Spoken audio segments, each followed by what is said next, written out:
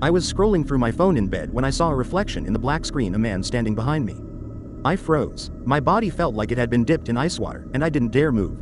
Slowly, I tilted my head, just enough to glance toward the doorway behind me. It was empty. No one was there. My bedroom door was closed, just like it had been all night.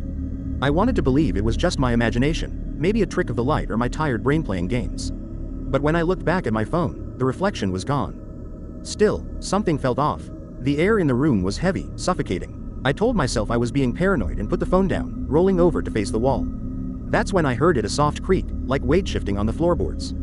I live alone. My heart was pounding so hard I thought whoever or whatever was in the room could hear it. I didn't want to turn around, but I had to. I reached for my phone, pretending to check it casually while angling the screen to reflect the room again. This time, there was nothing. I sat up slowly, turning on my bedside lamp. The warm light filled the room, chasing away the shadows, and I felt ridiculous for scaring myself. But as I looked around, something caught my eye. The closet door was open. Not wide open, just a crack, but I knew for a fact it had been shut when I went to bed. I always close it before sleeping. My chest tightened as I stared at the dark sliver of space between the door and the frame. "Hello?" I whispered, my voice barely audible. No response. I climbed out of bed as quietly as I could and grabbed a heavy book from the nightstand.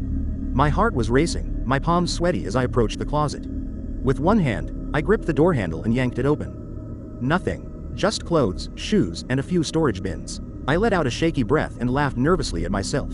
I checked the lock on the front door and all the windows, double-checked every room, and went back to bed. The next morning, I noticed something that made my stomach drop. There were dirty, muddy footprints leading from the closet to the foot of my bed. They stopped there right where I had been sleeping. I never heard anything, never saw anyone, but the realization hit me like a truck. Someone had been in my house, watching me. And they were close enough to touch me while I slept.